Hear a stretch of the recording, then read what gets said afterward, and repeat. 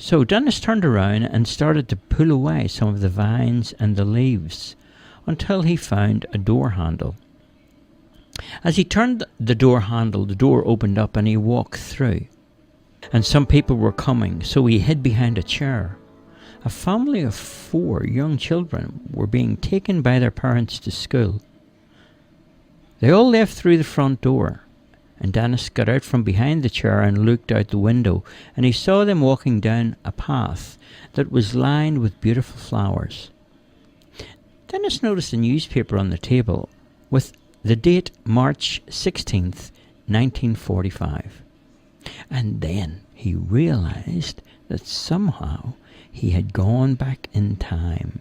There was a crowd of people coming along the footpath, so Dennis went back inside the house again, and then he went through the door where he had come in. He discovered that once again he was back inside of the ruins of the old house, where he had been originally. It started to rain, and the rain fell through the hole in the roof, so Dennis ran off to school before he got a soaking. And after school that day, Dennis couldn't wait to tell his parents all about what he had seen and where he had been and the secret door that he had found. So he rushed all the way home after school, and out of breath he tried to speak to his parents about the ruins and how he had found a secret door and how he went back in time. But his parents just half listened to him, and they were reluctant to believe him. They even said that he had a wonderful imagination. So right after dinner, Dennis went to his bedroom and sat in silence, thinking all about the events of that day, and he decided that he would go back again to the ruins in the morning. And in the morning, Dennis got up early, and he made his way after breakfast to the ruins of the old house. And once again, he sat inside, imagining the kind of people that would have been there before.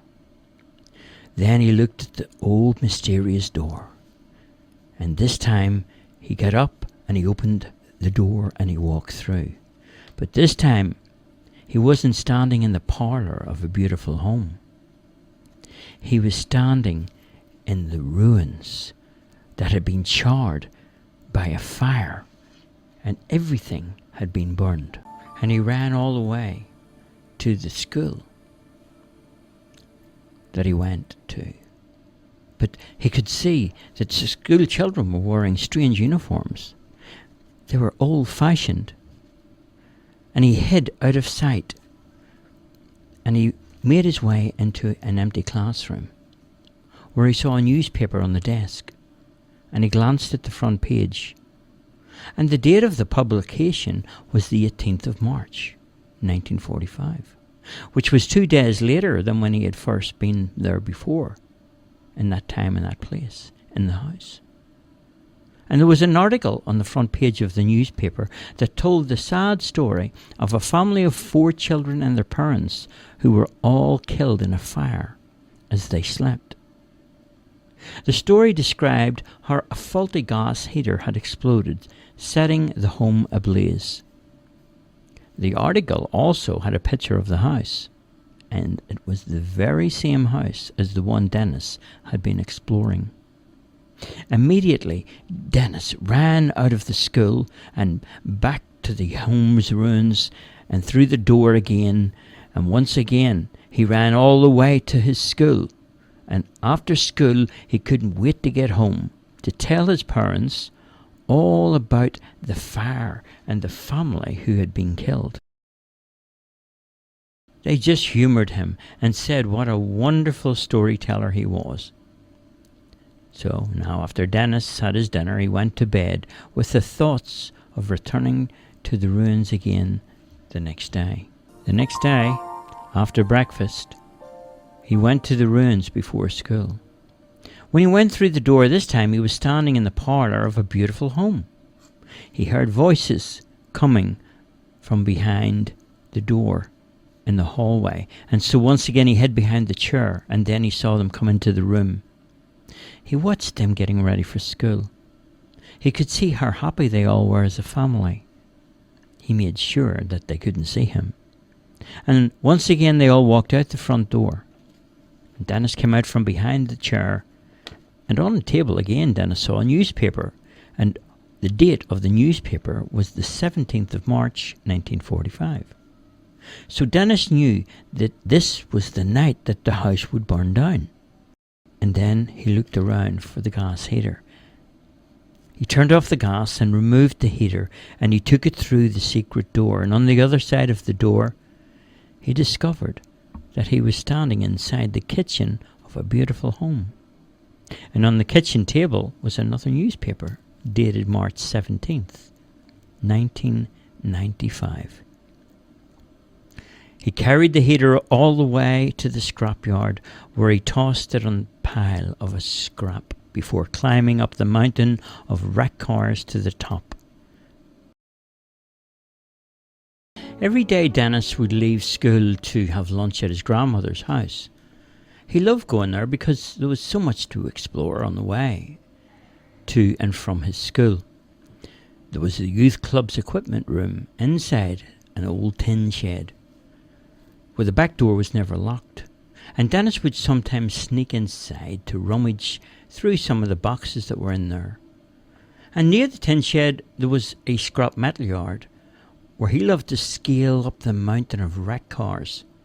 He knew his way over and through every single car on the scrapyard heap, and when he reached the summit he felt like he was king of the mountain for a while.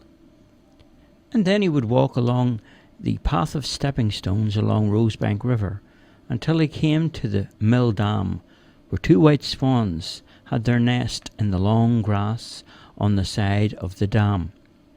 And finally there were some old empty houses near his grandmother's street. People had said that the houses were hit with incendiary devices in the war, and the people who lived there left, and they never returned. One day after Dennis had his lunch, he made his way back to school, but on the way he went to explore the ruins of a large house that had been abandoned.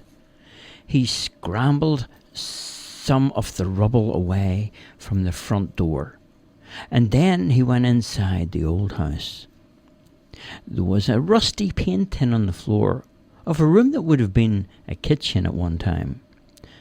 So Dennis upturned the paint tin and he sat down on it and tried to imagine the kind of people who would have lived in the house and what kind of strange things might have happened there. Sunlight shone through the hole in a roof, and it reflected back through an old mirror that hung on a wall in the hallway opposite where Dennis sat. So he stood up and wandered over to the mirror. The mirror was covered in dust, so he brushed some of it away with the cuff of his jumper, and he looked into the mirror and saw in the reflection an old door that was there opposite. Later in his life he was a man, and he married Edna, one of the girls who lived in that beautiful house. At 6:45 on the morning of the 17th of March at the Catholic church in the village, all the wedding people were gathered at the reception where Dennis stood behind a microphone. And he had planned to tell the guests all about the secret door that he found as a boy and how he had saved Edna and her family. As he stood there behind the microphone looking at the wedding guests, he thought, nah, better not. No one would believe me, he thought. So Dennis just told a few stories about how he met Edna and the kind of life that they had planned to be together. As the years went on, Dennis and Edna had 4 beautiful children. One of the boys was called Laurie, and he told stories about how he could catch dreams in a secret box. No one ever believed Laurie, except for Dennis, his dad, who loved to hear Laurie's adventures. The end.